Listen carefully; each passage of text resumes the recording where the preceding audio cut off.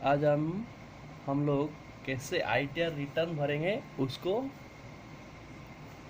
अभी करेंगे। कैसे करेंगे देखिए। पहले हम लोग देखना पड़ेगा कौन सा रिटर्न कौन भरेगा। आईटीआर का बहुत सारा फॉर्म है, जैसे कि भाई यहाँ पे हम लोग जाएंगे क्रोम में।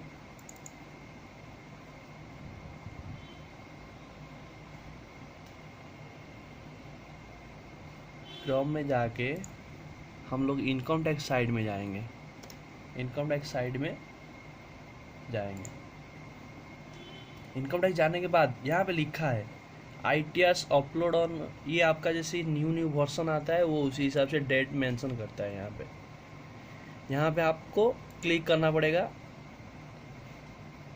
Click here to close this page. Click here to close this page. Click here to close.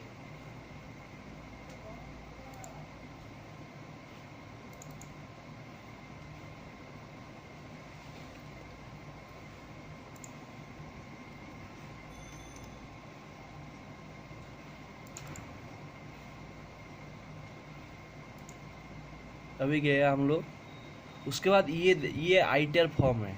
ये आपका आईटीआर फॉर्म है, आईटीआर 7 तक फॉर्म है जिसका जैसे रिक्वायरमेंट है। आईटीआर 1 है आपका इंडिविजुअल, जिसका सैलरी इनकम है और हाउस प्रॉपर्टी इनकम है। एंड अदर सोर्स इनकम जो है आपका इंटरेस्ट और बाकी जो अदर सोर्स इनकम इसमें भर सकते हैं।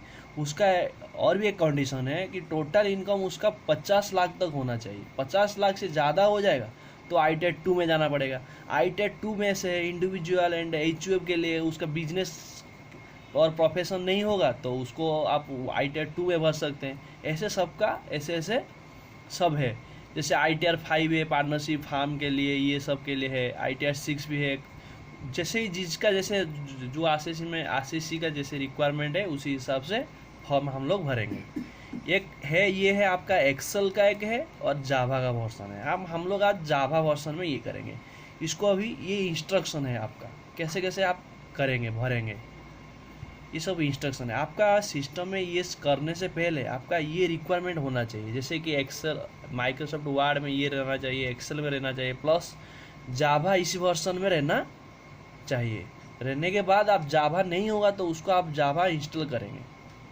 ठीक है, हम लोग अभी शुरू करेंगे। अभी जावा वर्जन हम लोग डाउनलोड करेंगे। यहाँ पे हम लोग आईटीआर 1 आज भरेंगे, उसके लिए आप जावा वर्जन डाउनलोड करेंगे।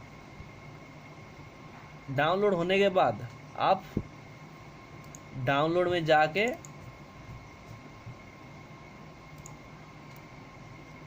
जो आप अभी डाउनलोड किए उसको आप क्या करेंगे ना, उसको आप यहाँ से कट कर लेंगे या कॉपी कर लेंगे। जैसे ही करेंगे आप लेके उसको एक फोल्डर बना लेंगे, जैसे कि आप मिस नहीं हो जाए। हम लोग इसको फोल्डर दे देंगे आईटीआर 1 दे दिए। उसका अंदर में हम लोग उसको पेस्ट कर दिए, जैसे कि मिक्सिंग नहीं हो जाए। बहुत सारा हम लोग के पास फोल्डर रहता है ऐसे। इसको अभी हम लोग ये आपका है जिप फाइल है, इसको आप एक्सट्रैक्ट करेंगे। यहाँ पे लिखेंगे एक्सट्रैक्ट फाइल है, एक्सट्रैक्ट हियर करेंगे तो यहाँ पे ही होगा एक्सट्रैक्ट हियर कर दिए। ये आपका आ गया, एक्सट्रैक्ट हो गया। उसके बाद ये जो जावा वर्जन है इसको आप खोलेंगे। जार फाइल जो है इसको आप खोलेंगे।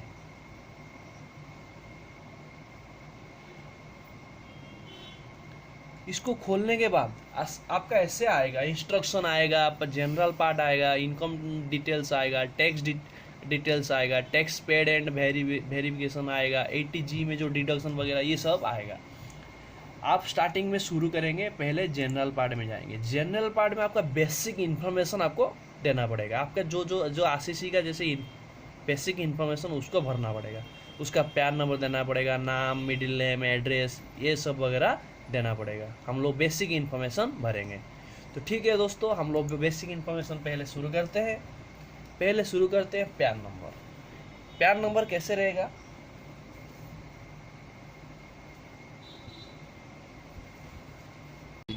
अभी हम लोग पैन नंबर ये करेंगे। पैन नंबर दे देंगे हम लोग जैसा पैन नंबर जैसा आरसीसी का है।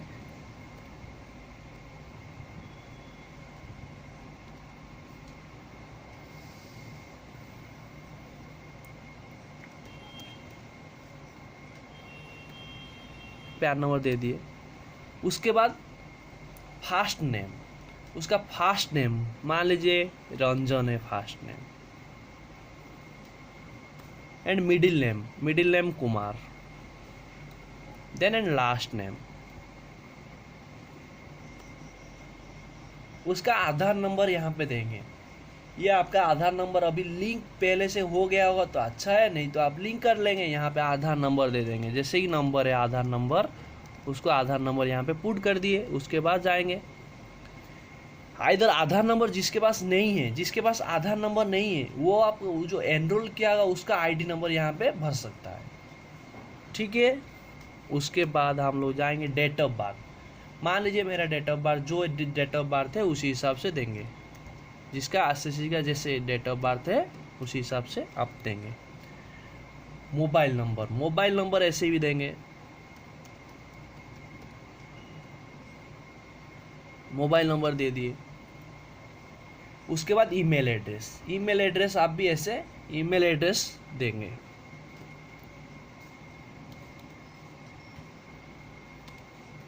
मेरा ईमेल एड्रेस है, मैं ऐसे ही दे रहा हूँ। इसको स्मॉल में सब रखेंगे, ठीक है। ईमेल एड्रेस हम लोग का स्मॉल में रहता है।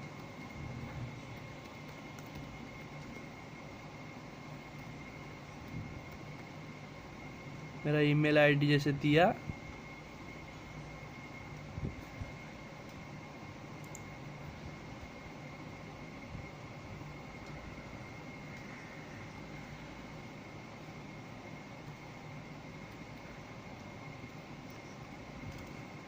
ठीक है। उसके बाद एड्रेस में भरेंगे, ये आपका ऊपर में पहले पैन नंबर दिए, मिडिल नेम वगैरह ये, उसके बाद फ्लैट डोर ब्लॉक ये मैं दिया, ऐसे भर के मैं ऐसे भर दिया। जो जो कंपलसरी जो है उसको, जो स्टार मार्क है आपका, स्टार मार्क जो है उसको मैं यहाँ पे भर रहा हूँ। जैसे ये स्टार मार्क है, ये स्टार मार्क नहीं है, ये ऑप्शनल है, आप भर सकते नहीं भर सकते। मैं अभी कंपलसरी जो स्टार मार्क है उसी को सिर्फ भर रहा हूँ। मान लीजिए एरिया मेरा है, मैं ऐसे बोल रहा हूँ, जो जिसका जैसे लोकेशन में है उसका उसी हिसाब से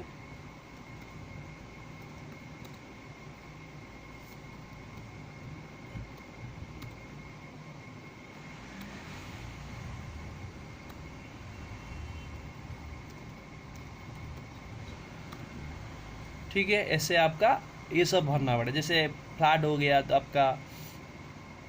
आपका एरिया ये रह गया, टाउन रह गया, स्टेट रह गया, पिन कोड रह गया, ये सब आपका हो गया। उसके बाद एम्प्लॉयर कैटेगरी, कौन सा कंपनी में आप काम करते हैं। गवर्नमेंट में काम करते हैं तो गवर्नमेंट देंगे, पब्लिक सेक्टर में काम कर रहे हैं पब्लिक देंगे, अदर में काम कर रहे हैं, बाकी ये दोनों को छोड़ने के बाद जो आता है उसी में आप देंगे। मान लीजिए जो एम्प्लॉय नहीं है, बाकी अदर सोर्स कुछ इनकम है, हाउस प्रॉपर्टी का इनकम है, तो यहाँ पे नॉट एप्लीकेबल में दे देगा, क्योंकि वो एम्प्लॉय नहीं है, कहाँ पे काम नहीं कर रहा है, तो नॉट एप्लीकेबल हो जाएगा। मान लीजिए गवर्नमेंट में काम नहीं कर रहा है, प्राइवेट सेक्टर में काम कर रहा है, तो अदर्स में आप जाएंगे। मान लीजिए पब्लिक सेक्टर में काम कर रहे हैं, पब्लिक में देंगे। गवर्नमेंट कंपनी में जा रहे हैं, गवर्नमेंट में देंगे।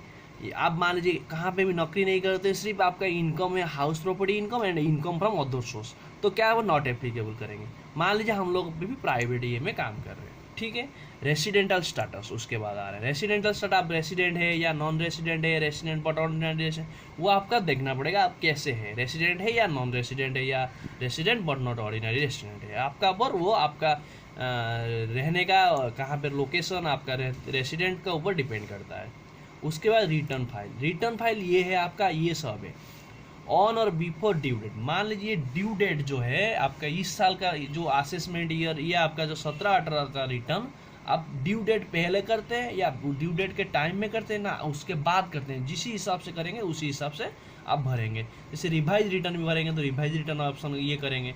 तो हम लोग अभी ड्यू नहीं हुआ है तो इसीलिए हम लोग टाइम से पहले भर रहे हैं, इसलिए सेक्शन 11 यानी ऑन और बिफोर ड्यू डेट भर दिए। अभी जैसे ये यहाँ से भर लिए, मैं यहाँ पे ओरिजिनल दिखाया। जैसे मैं रिवाइज रिटर्न वाले में जाते तो यहाँ पे रिवाइज दिखाता, ये जो कलम रिवाइज दिखा रहा है। मेरा ये ओरिजिनल रिटर्न है, मैं डेट से पहले किया हूँ, इसीलिए यहाँ पे ओरिजिनल आ गया, ऑटोमेटिक ले लिया ओरिजिनल। अभी हम लोग नीचे जाएंगे, नीचे जाने के बाद इफ ये जो है आपका, ये आपका नो रहेगा। मान लीजिए सिविल कोड कुछ रहेगा आपके पास, ये वाला जो आप गवर्नमेंट एम्प्लॉय होते तो यहाँ पे सीधे देते कोड वगैरह देते, यहाँ पे आप गवर्नमेंट नहीं है इसीलिए नहीं दिए। अब मान लीजिए गवर्नमेंट नौकरी कर रहे सिविल सेक्टर में, इसलिए उसका कोड यहाँ पे देना पड़ता है। ठीक है दोस्तों, अभी हम लोग ये पार्ट भर लिए। अभी क्या करेंगे ना, हम लोग इसको सेव करेंगे, सेव ड्राफ्ट। सेव ड्राफ्ट यानी इसका मतलब है जो बीच बीच में आप इसको सेव करके रख सकते हैं, लेकिन ये जो सेव है यहाँ पे कंप्लीट होने के बाद सेव होगा। मान लीजिए अभी सेव ड्राफ्ट कर लिए, मैं फिर आधा घंटे के बाद या 1 घंटा के बाद मैं या काल नेक्स्ट डे इसको मैं करूँगा तो सेव ड्राफ्ट करके रखूँगा। अभी सेव ड्राफ्ट कर रहे हैं दोस्तों, यहाँ पे सेव ड्राफ्ट गए। अभी हम लोग जहाँ पे था, हम लोग हम डेस्कटॉप में ITR 5 को इसको किए थे, यहाँ पे जिस नाम में मैं ऐसे भर दूंगा, मेरा नाम मैं दे दूंगा या पैन नंबर दे दूंगा, जिस ये मैं करूँगा। ठीक है, यहाँ पे हम लोग सेव कर दिए, सेव हो गया। XML हम लोग का ड्राफ्ट है, ये है आपका ड्राफ्ट है। ये आपका बीच बीच में जैसे इसको हम लोग काटेंगे तो फिर उसी हिसाब से हम लोग से ये वन टाइप ऑफ सेव हो गया। उसके बाद फिर इनकम डिटेल्स जाएंगे। इनकम डिटेल्स ये है आपका इनकम फ्रॉम सैलरी और पेंशन, ये सब कितना है। जैसे आपका मान लीजिए मेरा इनकम, मान लीजिए मेरा सैलरी इनकम है, मान लीजिए 1.5 लाख है। जिसका जैसे इनकम है सैलरी इनकम जो टैक्सेबल इनकम है, आफ्टर आपका जो सब कट कुट के, जैसे आपका पी टैक्स ये सब कट के जितना आपका टैक्सेबल पार्ट है उसी को आप भरेंगे वहाँ पे। ठीक है दोस्तों, ये आपका इनकम सैलरी, सैलरी इनकम आपका कितना है, सैलरी कितना आप इनकम कर रहे हैं तो उसको आप भरेंगे यहाँ पे। ठीक है दोस्तों, उसके बाद टाइप ऑफ हाउस प्रॉपर्टी, मान लीजिए आपका हाउस प्रॉपर्टी इनकम है, हाउस प्रॉपर्टी से कुछ, वो जो आपका हाउस प्रॉपर्टी है वो सेल्फ ऑक्यूपाइड है। सेल्फ ऑक्यूपाइड मतलब खुद आप यूटिलाइज कर रहे हैं उसको, खुद रह रहे हैं वहाँ पे, या उसको भाड़ा में लगा रहे हैं। मान लीजिए मैं उसको भाड़ा में लगा रहा हूँ, लेट आउट किया, लेट आउट किया तो मतलब मैं उससे हाउस प्रॉपर्टी से कितना इनकम कर रहा हूँ, मान लीजिए मैं साल में 25,000 इनकम कर रहा हूँ। ठीक है, ये आपका नेट है। जैसे कि आपका म्यूनसिपल टैक्स वगैरह कट कुट के जो आपका इन हैंड टैक्सेबल पार्ट है वो आपका, जैसे सैलरी में टैक्सेबल पार्ट एड हो रहा है, यहाँ पे भी टैक्सेबल। पहले आपको इसको बनाना है, पहले कंप्यूटेशन बना के उसको तैयार करना चाहिए। ठीक है, उसके बाद income from other source, income from other source यानी इंटरेस्ट इनकम या दूसरा FD इनकम या जो भी इनकम है अदर सोर्स इनकम में हम लोग यहाँ पे भरेंगे। मान लीजिए मेरा FD या अदर इनकम मिला के मान लीजिए 20,000 है, अभी मेरा टोटल इनकम हुआ 195। ठीक है दोस्तों, अभी मेरा मान लीजिए कुछ डिडक्शन ATC में कुछ डिडक्शन रहता है, ATC यानी पेंशन या जो भी ATC में आपका डिडक्शन, ये सब डिडक्शन का जो डिडक्शन आप क्लेम कर सकते हैं, ATC, ATCCC, ATCCD, ये सब है आपका डिडक्शन है। ATE ये आपका है डिडक्शन, ये है आप डिडक्शन क्लेम कर सकते हैं। कैसे डिडक्शन क्लेम करेंगे वो आपका ऊपर ये करता है, जो आप जैसे स्कीम में यूटिलाइज किए होंगे उसको आप उसी हिसाब से डिडक्शन क्लेम करेंगे। मैं डिडक्शन कुछ नहीं ले रहा हूँ क्योंकि मैं कुछ यूटिलाइज इन्वेस्टमेंट कुछ नहीं किया हूँ, तो इसलिए मैं डिडक्शन कुछ क्लेम नहीं कर रहा हूँ। मेरा टोटल इनकम इतना है जो कि टैक्सेबल टैक्स इनकम से कम है। तो 2.5 लाख हम लोग का लिमिट है, 2.5 लाख से मेरा कम है।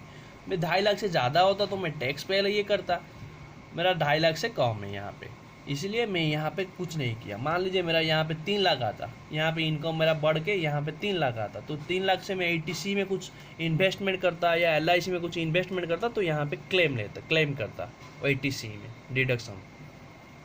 ठीक है दोस्तों, उसके बाद हम लोग जाएंगे, ये आपका टोटल इनकम आ गया। यहाँ पे हम लोग कुछ भी भरते, ATC में मान लीजिए मैं यहाँ पे इन्वेस्टमेंट LIC में किया था 2,000, तो अल्टीमेटली देखिए लेस हो जाएगा, 2,000 यहाँ पे लेस हो गया। देखिए क्योंकि मेरा LIC में कुछ नहीं है इसलिए मैं यहाँ पे 0 कर दूंगा। ठीक है, यहाँ पे मान लीजिए 5 लाख रहता है, आप डिडक्शन क्लेम करते तो वो लेस होके ये कॉलम में आ जाता, आपका टोटल टैक्सेबल टोटल इनकम में आ जाता। ठीक है, अभी मेरा टैक्सेबल इतना है, मेरा हिसाब से कुछ टैक्स नहीं लग रहा है क्योंकि ये 2.5 लाख से कम है। 2.5 लाख से ज़्यादा होता तो टैक्स यहाँ पे कैलकुलेशन हो जाता। देखिए दोस्तों, मैं पहले एक बार दिखाता हूँ आपको, 2.5 लाख से एक्सीड होगा तो कैसे टैक्स आएगा। मान लीजिए मेरा ये वाला इनकम जो है हाउस प्रॉपर्टी इनकम है 2.5 लाख है फॉर एग्जाम्पल, ये मेरा फॉर आपको दिखाने के लिए ये 4,20,000 हो गया मेरा। अभी टोटल इनकम 4,20,000 है। 4,20,000 का हिसाब से ये आपका दिखा दिया टोटल टैक्स पे इनकम है इतना, उसके बाद रिबेट दिया इतना, रिबेट 5,000 इसीलिए मिल रहा है कि आपका नेट जो इनकम है, ये जो इनकम है आपका 5 लाख से कम है, 5 लाख से कम होगा तो इस साल आपका जो मिलेगा 5,000 रिबेट। पिछले साल तो वो था 2,500, इस बार 5,000 है, तो रिबेट 5,000 है। ये आपका रिबेट मिलता है। रिबेट मिलने के बाद ये 17,000 से रिबेट मिलने के बाद 12,000 आपका टैक्सेबल फिगर आया, उसके ऊपर सेस लगा, सेस लगने के बाद टोटल आपका टैक्स पेएबल इतना आ रहा है। उसके बाद ये जो है आपका इंटरेस्ट, इसीलिए इंटरेस्ट दिखा रहा है यहाँ पे क्योंकि आप ये जो टैक्स पेमेंट डिटेल्स में आप भर देंगे, जैसे ये मान लीजिए आप ठीक टाइम में पेमेंट किए थे तो वो आपका नहीं लगेगा। जैसे एडवांस टैक्स पेमेंट करते हैं या सेल्फ टैक्स, ये जो है टैक्स स्लैब, मान लीजिए कोई आपका एग्नेस्ट में TDS काटा होगा या जो भी किया होगा, आप ये इन्फॉर्मेशन यहाँ पे भर देंगे, ये इन्फॉर्मेशन भरेंगे तो आप वहाँ पे जो यहाँ पे दिखा रहा है आपका जो ये इंटरेस्ट पार्ट, वो इंटरेस्ट पार्ट दिखाएगा नहीं। देखेंगे ऐसे मैं दिखाता हूँ। फॉर एग्जांपल यहाँ पे हम लोग अभी TDS मान लीजिए मेरा एम्प्लॉई सैलरी प्रपोज में वो TDS काटा है, अदर देन सैलरी होगा तो ये वाला जाएगा।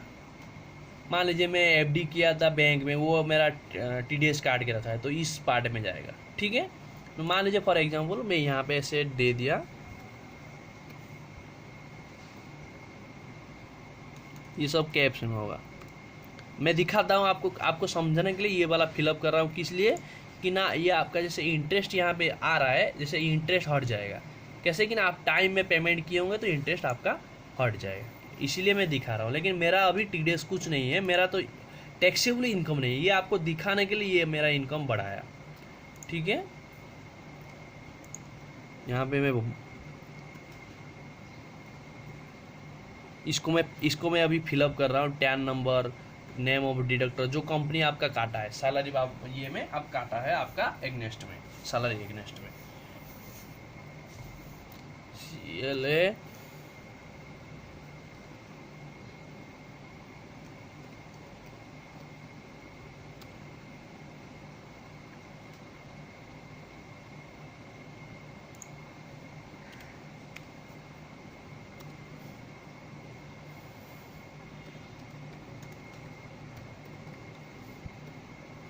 ये आपका कंपनी जो है उसका नाम लिख देंगे। इनकम चार्जेबल सैलरी, इनकम जो चार्ज किया है आपका वो है आपका इतना, तो वो आपका TDS मान लीजिए काटा है 20,000। ठीक है, ये आपका देखिए अभी ये जो हो गया आपका, अभी इनकम टैक्स स्लैब में जाएंगे। देखिए अभी इंटरेस्ट जो आपका टोटल है कितना आ गया, टोटल आपका टैक्स देना था कितना, इतना आपका टैक्स देना था।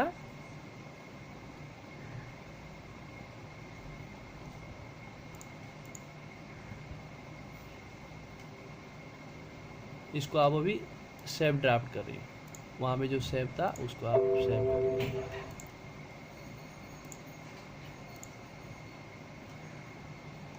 अभी आपको देखिए रिफंड दिखा दे रहा है इतना।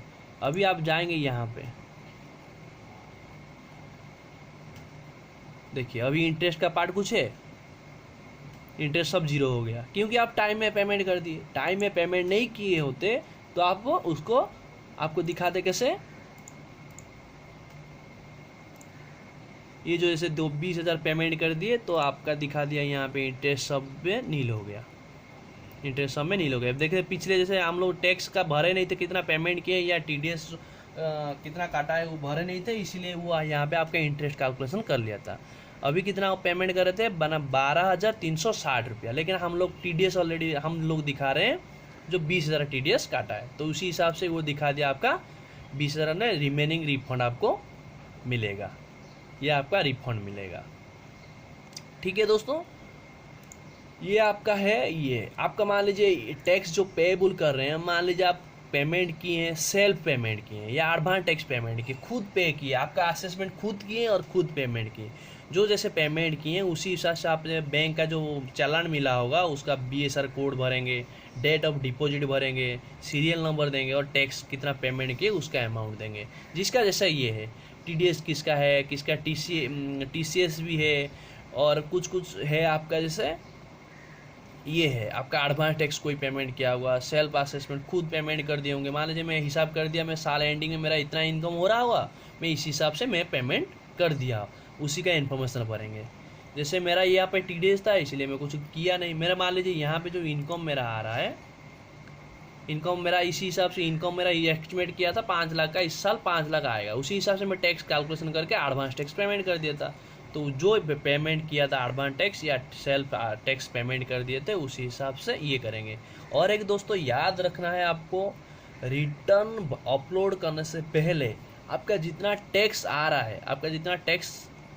है, आपको पेमेंट हो जाना है, आइदर TDS थ्रू हो या एडवांस टैक्स का थ्रू या सेल्फ असेसमेंट टैक्स पेमेंट, इस थ्रू आपका पेमेंट हो जाना चाहिए। उससे ज़्यादा होना चाहिए, उससे कम होगा तो आपका रिटर्न अपलोड नहीं हो पाएगा, उसको आपको याद रखना पड़ेगा।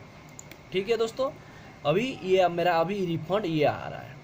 ठीक है, अभी हम लोग रिटर्न भरने, ये आ गया आपका रिफंड। जैसे कि हमारे 12,300 समथिंग 360 रुपया था, मैं 20,000 TDS का थ्रू पेमेंट हुआ था, इसीलिए मेरा रिफंड इतना आ जा रहा है। ठीक है, अभी हम लोग इसको भरेंगे कैसे कि ना, bank do you any bank in account in India, yes करेंगे। आप बैंक अकाउंट होगा तो आपको बैंक इन्फॉर्मेशन देना पड़ेगा, क्योंकि जो वो 7,000 समथिंग जो है रिफंड अमाउंट वो आपका बैंक का थ्रू आ जाएगा, इसलिए मैं बैंक का थ्रू यहाँ पे दे दूंगा।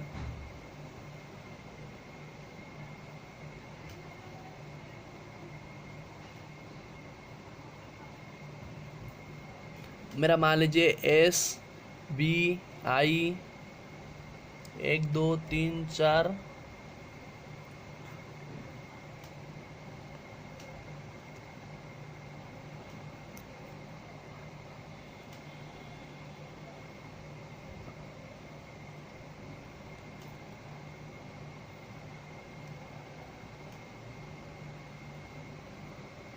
ये मेरा है IFSC कोड भर दिया,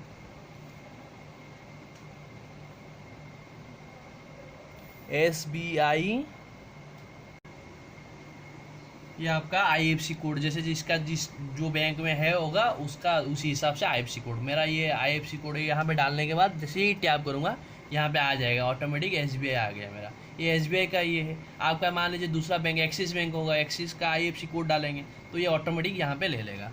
उसके बाद आप यहाँ पे अकाउंट नंबर भरेंगे, अकाउंट नंबर का डिटेल्स यहाँ पे आप भरेंगे, जो भी अकाउंट नंबर होगा उसको आप भर लेंगे। भरने के बाद ये एक चीज़ नया इस बार आया है रिटर्न में, जो 9 नवंबर 2016 टू 30 दिसंबर तक आप जो ये हुआ था मोदी जी का तरफ से, आपका जो कैश का ट्रांजैक्शन का जो डिटेल्स वो मांग रहा है, क्योंकि वो मांग रहा है जिसका 2 लाख से ज़्यादा है कैश ट्रांजैक्शन इस महीने में किया है, इस 1 महीने का अंतर में किया है, तो वो लोग यहाँ पे इंफॉर्मेशन देंगे। मान लीजिए मेरा कुछ नहीं है, मैं इसलिए मैं इसको ब्लैंक करके चला जाऊँगा, कुछ नहीं है मेरा। अभी इसको अभी ये सब अदर बैंक, और मान लीजिए मेरा और एक बैंक का अकाउंट डिटेल्स है तो यहाँ पे मैं भर सकता हूँ, और बहुत सारा मेरा 5-6 बैंक अकाउंट है, तो ऐड करते करते एक भरूंगा, फिर ऐड करते करते 10 अकाउंट भर दूंगा। यहाँ पे जैसे भर लूँगा, भरने के कंप्लीट होने के बाद यहाँ पे फिर ऐड करूँगा, ऐड करने के बाद फिर और मान लीजिए मेरा 5 अकाउंट है तो यहाँ पे एक दे लिया, बाकी रिमेनिंग 4 अकाउंट यहाँ पे दे दूँगा इन्फॉर्मेशन। ठीक है, और ये है आपका ये इंडियन बैंक का, मान लीजिए इंडिया का अंदर में पैन इंडिया का अंदर में ये होगा तो ये आप भरेंगे, ये 2 column A and B। Outside bank, outside ये है आपका है details bank hold outside India by non resident excluding, ये जो है ये आपका ये इन्फॉर्म जिस कैटेगरी में आप आता है तो उसको आप उसी हिसाब से भरेंगे। मेरा कैटेगरी इसमें आ रहा था, मेरा एक ही बैंक है, मैं इसीलिए यहाँ पे भरा। ठीक है, उसके बाद वेरिफिकेशन में जाएंगे, रंजन कुमार पंडा सन ऑफ, आपका जो भी पापा का नाम या जिसका सन ऑफ जो है उसी हिसाब से भरेंगे।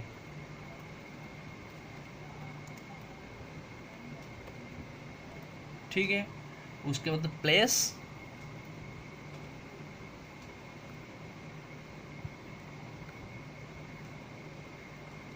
प्लेस भर दिए, डेट दे दिए, ये आपका पैन ऑटोमेटिक ले लिया। अभी आपको इसको क्या करेंगे ना, सेव ड्राफ्ट करेंगे, सेव कर लेंगे इसको।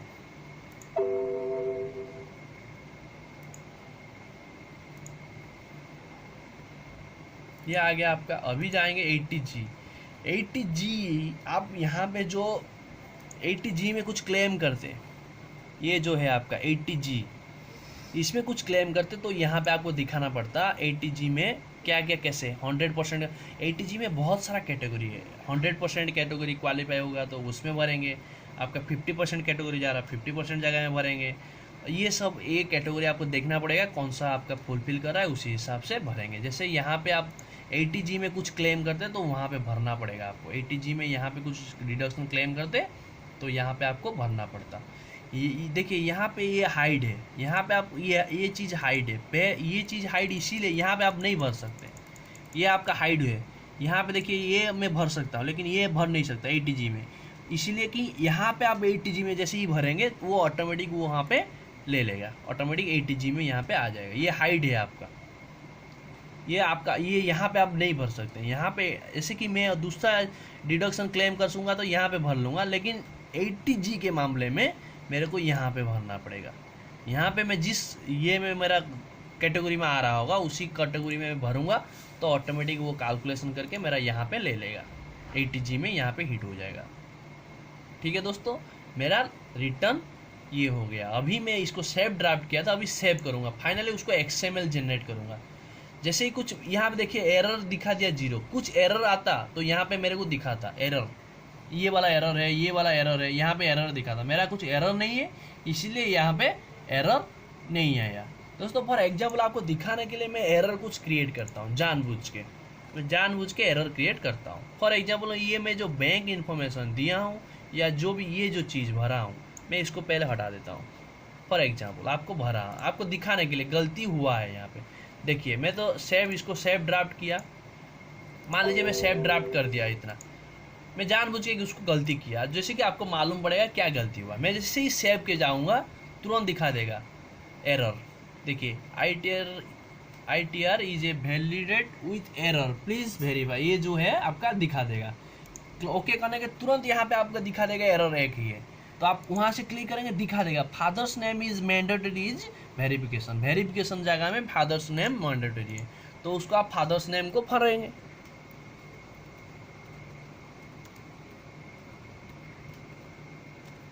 देखिए अभी तुरंत ये हट गया। अभी मैं इसको सेव करूंगा,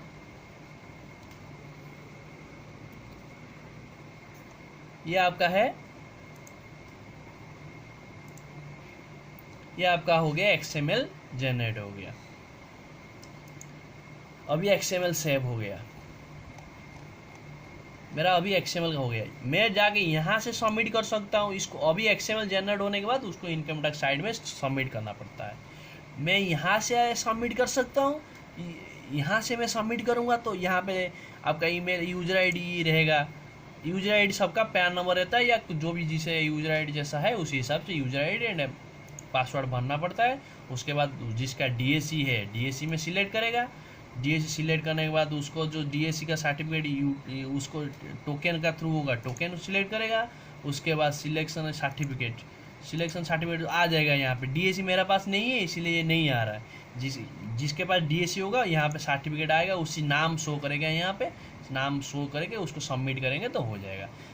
मेरे पास DAC नहीं है तो नो करूँगा। DAC होने से क्या फ़ायदा है कि ये आपका जो एक्नॉलेजमेंट आएगा वो आपका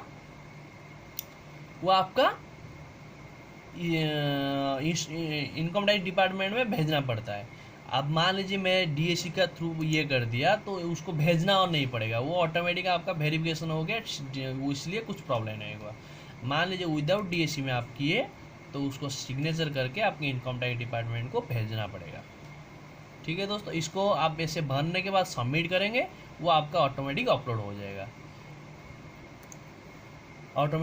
यहाँ पे आप भी भर सकते हैं या इनकम टैक्स साइड में जाके लॉगिन करके भी वहाँ पे भर सकते हैं। इनकम टैक्स साइड में जाएंगे, यहाँ पे इनकम टैक्स जाएंगे, इनकम टैक्स साइड में जाके इसको लॉगिन करके आप यहाँ पे भी लॉगिन करके यहाँ पे लॉगिन हियर करके यहाँ पे भी लॉगिन करके घुसेंगे, घुसने के बाद फिर जाके वहाँ पे होगा। मैं दिखाता हूँ आपको एक चीज़ कैसे लॉगिन करते हैं। मैं मेरा एक लॉगिन आईडी है, उसमें मैं घुसता हूँ, घुस के आपको दिखाता हूँ कैसे लॉगिन करते हैं। यहाँ पे आपको लॉगिन करना पड़ेगा। लॉगिन करने के बाद यहाँ पे सब भरना पड़ेगा आपको, उसके बाद आपको ये करना पड़ेगा। इसलिए मैं उसको मेरा लॉगिन आईडी है, इसको मैं थोड़ा हाइड कर रहा हूँ। ये है आपका यूजर आईडी एंड पासवर्ड। जैसे आप इनकम टैक्स में यूजर आईडी पासवर्ड करके ये करेंगे। मान लीजिए मैं ओल्ड रजिस्टर मेरा ऑलरेडी रजिस्टर हुआ है, इसीलिए मैं लॉगिन में जाके कर दिया। जिसका रजिस्टर नहीं है तो वो रजिस्टर करके उसके बाद ये login ID user ID password आपका जनरेट हो सकता है। जिसका नहीं है तो उसको रजिस्टर करना पड़ेगा। यहाँ पे कैसे कि देखिए, यहाँ पे मैं बैक करूँगा। अभी यहाँ पे मेरा मान लीजिए रजिस्टर ही है, जिसका मेरा ऑलरेडी रजिस्टर है, इसीलिए मैं यहाँ पे जा रहा हूँ। जिसका न्यू रजिस्टर है वो आपका रजिस्टर यहाँ पे करना पड़ेगा। न्यू ई फाइल जो करता है उसको पहले रजिस्ट्रेशन इसको भरना पड़ेगा, रजिस्टर करना पड़ेगा आपका डिटेल्स। आप पैन नंबर आपका किस ये में जा रहा है, इंडिविजुअल अकाउंट में जा रहा है, इंडिविजुअल चॉइस करेंगे, उसके बाद कंटिन्यू करेंगे। जैसे ये आपका ये इन्फॉर्मेशन है, इंडिविजुअल के लिए ये है, अदर के लिए ये है, ब्लॉक ऑफ पैन, ये सब आपका इन्फॉर्मेशन। मान लीजिए वो चार्टर्ड अकाउंटेंट है, वो चार्टर्ड अकाउंटेंट के थ्रू पेमेंट ये करेगा, उसका पैन को वो ये करेगा। उसके बाद कंटिन्यू करेगा, कंटिन्यू के बाद पैन नंबर देगा, सर नेम, पैन नंबर जो भी है पैन नंबर उसको भरेगा, वो उसका सर नेम देगा, middle name, first name, date of birth देगा, फिर कंटिन्यू करेगा। कंटिन्यू ऐसे ही प्रोसेस में ऐसे 3 प्रोसेस ये है। बेसिक डिटेल्स भरना है, उसके बाद रजिस्ट्रेशन फॉर्म, उसके बाद रजिस्ट्रेशन सक्सेसफुल हो जाएगा। सक्सेसफुल होने के बाद आपका वहाँ पे पासवर्ड यूजर आईडी पासवर्ड आप जनरेट कर सकते हैं। जैसे कि मेरा ऑलरेडी है, इसीलिए मैं लॉगिन में गया, यहाँ पे मेरा इन्फॉर्मेशन भर रहा हूँ। मैं यहाँ पे आपको दिखाने के लिए मैं भूल इन्फॉर्मेशन भर रहा हूँ, क्योंकि मेरा जो यूजर आईडी ये सीक्रेट है, इसीलिए मैं आपको भूल इन्फॉर्मेशन थोड़ा दिखा के आपको दिखाता हूँ कैसे भरना है। मैं यहाँ पे पैन नंबर में जो भी मेरा यूजर आईडी है उसी हिसाब से भरूँगा। उसके बाद पासवर्ड जो भी दूंगा, उसके बाद यहाँ पे जाऊँगा। मेरा ये जो है आपका कैप्स जो है कोड जो है उसको आपको यहाँ पे भरना पड़ेगा। जैसे ही भरूँगा, भरने के बाद यहाँ पे मेरा गलती है, इसीलिए आपका यहाँ पे डेट ऑफ बर्थ मांग नहीं रहा है। मैं एग्जैक्ट भरूँगा तो डेट ऑफ बर्थ यहाँ पे मांगेगा मेरा। डेट ऑफ बर्थ भरेंगे, उसके बाद ये करेंगे, उसके बाद लॉगिन करेंगे। मान लीजिए कोई यूजर आईडी पासवर्ड भूल गया है, उसको फॉरगेट पासवर्ड करके फिर उसको पासवर्ड जनरेट कर सकता है। ठीक है दोस्तों, अभी मैं थोड़ा इसको मैं और मेरा खुद का ये लॉगिन करके आपको दिखाऊंगा कहाँ पे उसको अपलोड कर सकते हैं। मैं ये आपका लॉगिन होने के बाद ये आपका आ जाएगा, आपका स्क्रीन का ऊपर ये दिखाएगा लॉगिन होने के बाद। उसके बाद आप अपलोड करेंगे, जाएंगे ई फाइल में आपका दिखा रहा है, ये जो है ऑप्शन दिखा रहा है, ये सब है। आप जाएंगे अपलोड करेंगे, अपलोड रिटर्न में जाएंगे। अपलोड रिटर्न जाने के बाद आपका ये ऑटोमेटिक पैन नंबर ये आ जाएगा। असेसमेंट ईयर कौन सा असेसमेंट ईयर, मेरा 17-18 असेसमेंट ईयर दे दिया। ITR फॉर्म कौन सा, मैं जो ITR फॉर्म में मेरा है, मैं क्योंकि मैं इंडिविजुअल अकाउंट में रजिस्टर हूँ इसीलिए ये सब मेरा है आ रहा है। तो मैं ITR 1 अपलोड कर रहा हूँ, ITR 1 जाऊँगा, उसके बाद चूज करूँगा। यहाँ पे जो मैं XML फाइल ऑलरेडी जनरेट किया था, डेस्कटॉप में सेव करके रखा था, उसको मैं जाके वहाँ पे ये करूँगा। यहाँ पे मेरा XML फाइल जो जनरेट करके रखा था, ये देखिए XML फाइल, इसको मैं यहाँ पे सिलेक्ट करके ओपन करूँगा। जैसे XML फाइल यहाँ पे आ गया। जिसका DAC होगा DAC में थ्रो करे सबमिट करेगा, जिसका DAC नहीं है विदाउट DAC मेरा है इसीलिए मैं नो किया। जिसका DAC होगा DAC में येस करेगा, येस करके सबमिट करेगा। मेरे पास DAC नहीं है इसलिए नो कर रहा हूँ। नो करके यहाँ पे सबमिट करूँगा। सबमिट करने के बाद वो आपको दिखा देगा सक्सेसफुल। ठीक है दोस्तों।